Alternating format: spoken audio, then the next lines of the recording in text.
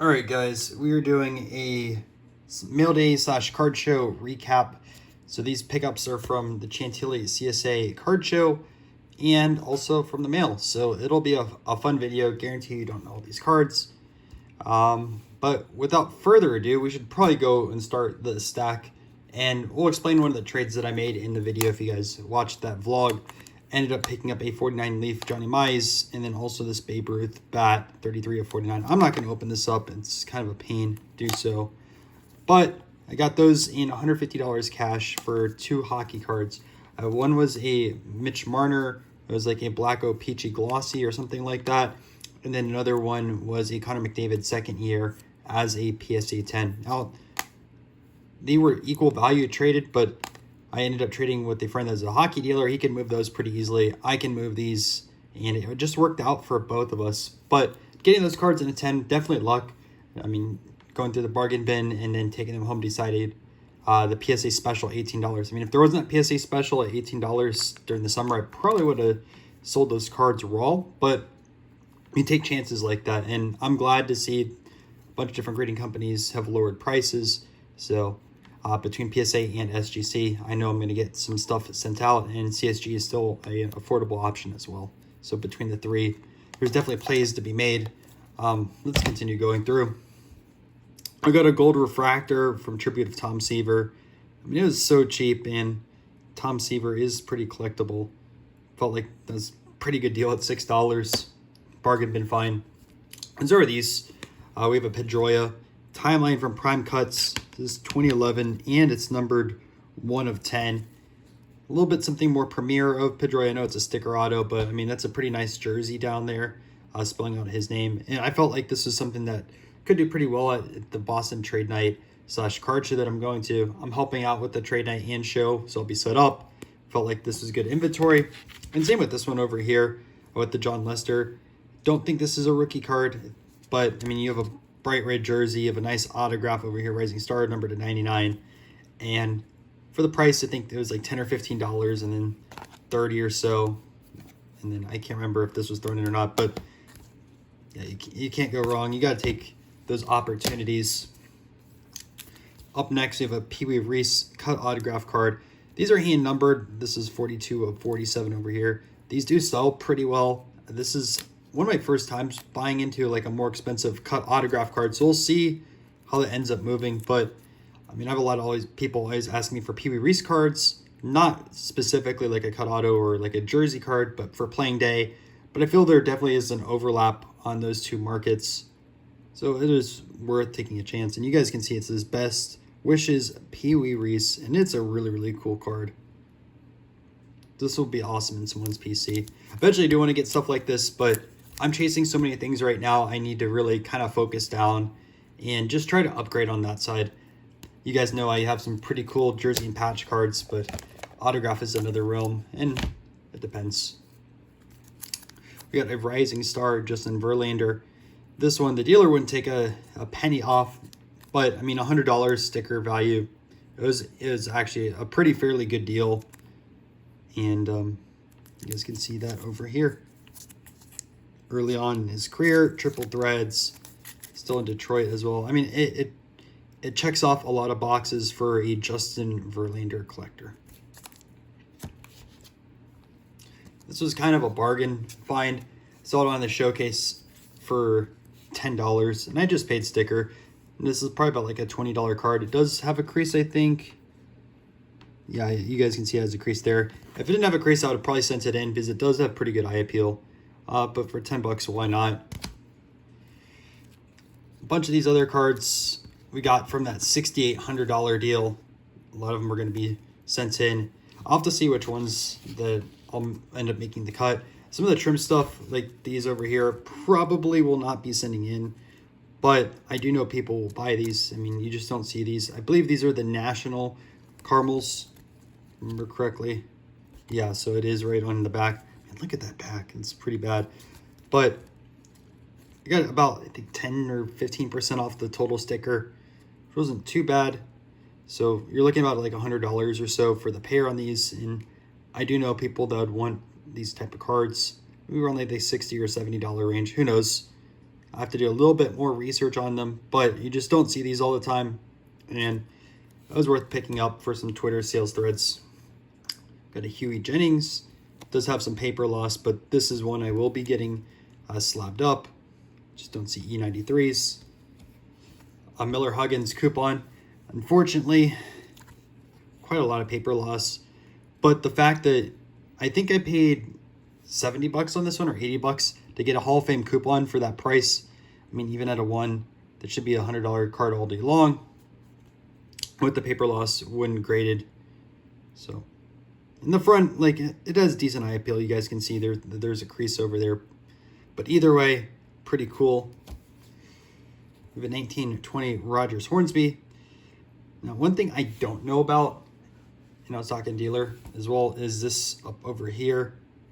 Some of them I have seen have the writing over there. Some of them don't. I know there's quite a few different variations of these, but I haven't studied the set enough to know. And they're strip cards, so you can see blank back. This is cut off the side. I hope this gets a numerical grade. I don't know for sure if it will, just because you're missing a little bit of that border going towards the top. I mean, it is kind of like a diagonal cut when someone did it. Really hope it does, but going in expecting to be an A on a pretty good eye appealed version of a card, and this is extremely early within his career. His first card was 1917. I think it was the Collins McCarthy, something I really wanted my PC one day, but that's $5,000 or $10,000. I gotta work there. So we're gonna start with this card. We got a Home Run Baker, E90. This is definitely a beater, no doubt on that, but still a pretty popular card. This is also going to grading. Different deals, but we'll kind of just show you guys 58s, Mays, and Ted Williams, and then 256 Willie Mays cards. So we'll see which ones end up making the cut. I mean, obviously this is pretty bad on the back, so that might not make it, but we'll see at the very end. I paid pretty much a little bit less than one price on both of these. One has like an indent on it, the other one has a bunch of creases. But from far away, they looked pretty nice. I mean, this one doesn't look the best, don't get me wrong, but this other one over here, pretty sharp card. Yeah, those are them over there. I got some Goudies. Anytime I get Goudies in stock, they literally move really, really fast. So you guys can see all these. So, and they're all low grade examples, and I'll show you guys some of the backs as well. Nothing that'll probably get higher than a 2 if I'm lucky on that. Still being a popular set, why not? Make deals happen. So there's those. I thought this was really nice. This is a 1926 Walter Aiken. I have a 7 in my collection, so hopefully we get to upgrade this. I do have one that I'm going to actually send out to be graded, so that way I can kind of replace it. So I'll show you guys this over here. I picked this up in a bargain bin once for $2. So I'm going to get this one slabbed up, sell it, and that way I can add this into my collection, whether it's anywhere from like a 5 to an 8 or whatever it ends up grading. I don't know. I haven't really inspected it too much, but pretty fair trade-off on those. Then that's a way you can kind of upgrade your PC over time. Sometimes you got to buy stuff, grade it, and then sell whatever's worse. But that's like my third copy over there. I do have a 7, but we'll see how this ends up comparing.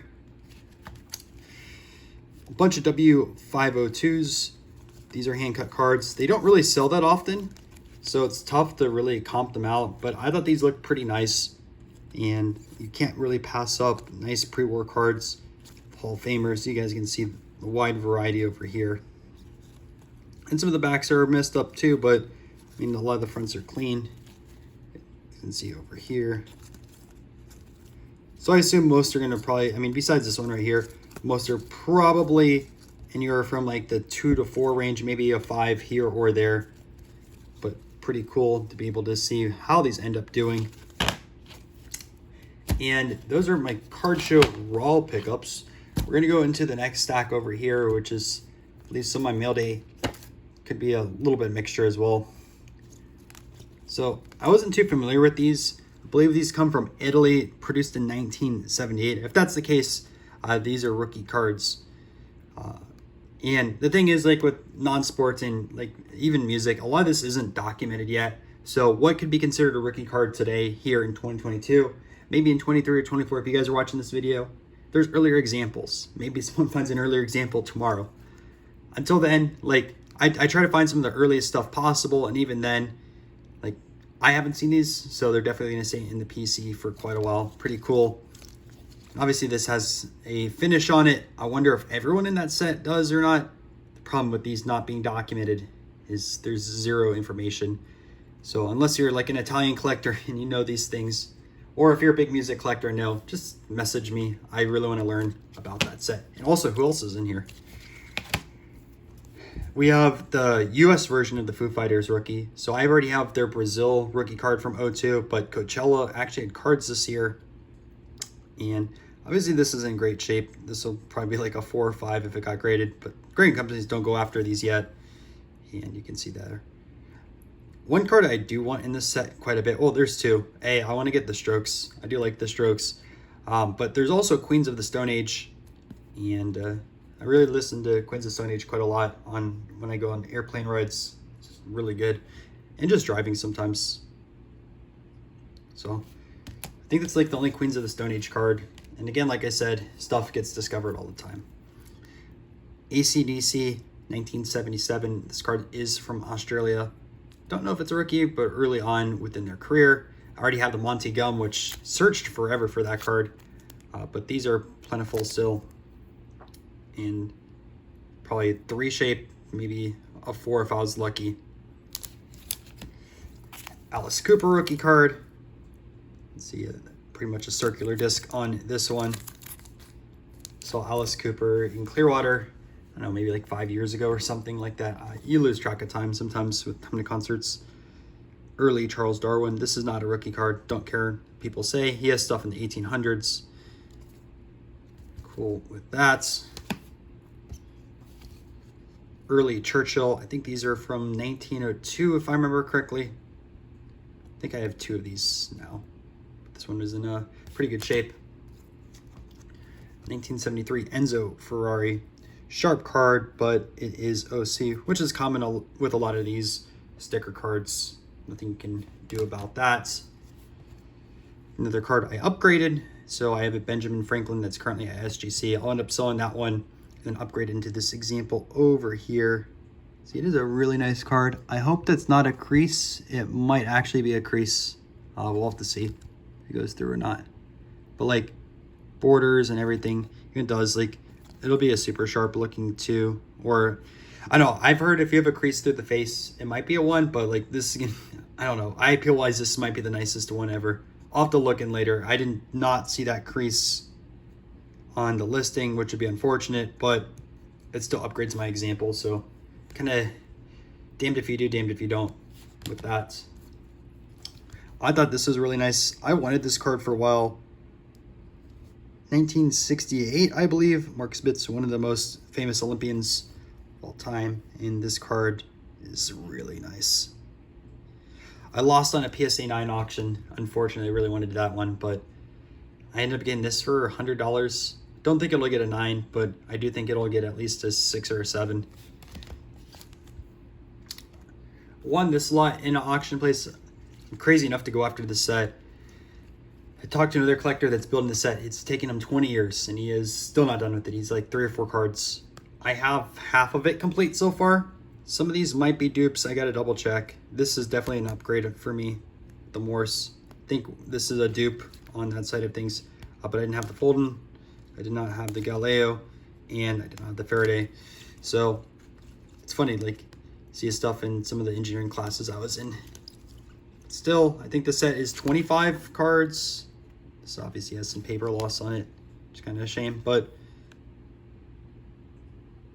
either way, like, this is a project that I'm going to go after next 5+ years and try to build the set. And then once I build it, upgrade it.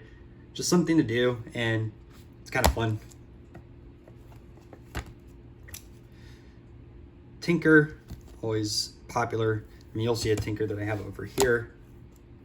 This is my first rugby card. Fortunately, it does have that right there, but besides that, I mean, it presents pretty well. Black border cards. And over there. So like these are really, really tough to find high grades. This guy was one of the legends and passed away pretty early on. I believe he played through his illness as well. But kind of cool card I wanted for a while. Samuel Clemens, also known as Mark Twain. These cards are actually stuck together. Thank you, tape on that one. But written on the back has that. But I've wanted this card for quite a while. It'll be like a 1 or 2, whatever. This wrestler was undefeated, if I remember correctly. And this is a Felix Podin from France. That was in good shape. It was like 10, 20 bucks. Why not? E101, Eddie Collins. Pretty cool. Auction house to win with that. And Harry Vardon. So I had his kind of portrait shot one, but I did not have this one into the collection. So there are those. Let's jump into the oversized. So I picked up a few different German cards. I'll show you guys these in a second. Don't know if this is, but we'll show you these right here. So pretty cool with these. For a few dollars, why not? Create the Zeppelin and then Mercedes-Benz. You got a Rockefeller on this one over here. Doesn't have too many cards. So that was kind of cool. And then I looked out on some auctions with these and picked them up pretty cheap. But 2 Queen rookie cards and then 1 Freddie Mercury. And I eventually need to get my rock stuff graded, I know. But we'll see. Get some stuff graded and upgrade over time. Now we have the slabs from the card show. And before we go through the slabs, if you guys are still watching, please subscribe to the channel. I always try to do a pickup video every single week, card show vlogs, try to educate you guys on fake sports cards, top 10 lists, and much more. I'd really appreciate it. We're trying to reach 10,000 subscribers by year end. John McGraw, another W502. W572, Grover Alexander. Pretty nice on that one. Another one over here. I think there was one of those raw. This one's a pretty big card. To be 575, Rogers Hornsby in a 4.5. Fantastic card. Super early on as well. You can see 1921-22 designation on there. Another W502, 5. Should probably move those over so I don't hit those cards there. Ed Walsh, E93. Rogers Hornsby, batter up. Red Faber in a 5. High Trainer. E121, George Sisler. Definitely a 1 today, but old grading standards were quite different. Especially the Kalamazoos at the very end. Another Joe Tinker, T207, and then a 1955 Bowman Mantle. And that's a pretty good looking too. Probably a crease or something. Like I said, I didn't inspect it too much. We're gonna end off on these Kalamazoo cards. I thought they're really, really cool. And this one obviously has the bottom cut off. This one altered there and has been skinned, so the back is gone. See that over there, but these are extremely tough and got the opportunity. So a guy brought these up to a dealer table and the dealer asked me if I was interested in purchasing them. I've done business with the dealer as well. I've talked to him at many shows. So you don't want to poach a sale at a card show, but if the dealer okays it, that's fine. And grabbed both of these. So really, really cool. Hope you guys enjoyed the video. Saw some cards that you may never have saw before. That's the point of these. It's always really, really fun to show you guys what I am picking up. And, you know, we all learn together. I learn new things about some of these sets. And, you know, I'll keep on doing these for quite a while. If you guys haven't seen the card show vlog, make sure to see that. Posted it yesterday. Hope you enjoyed.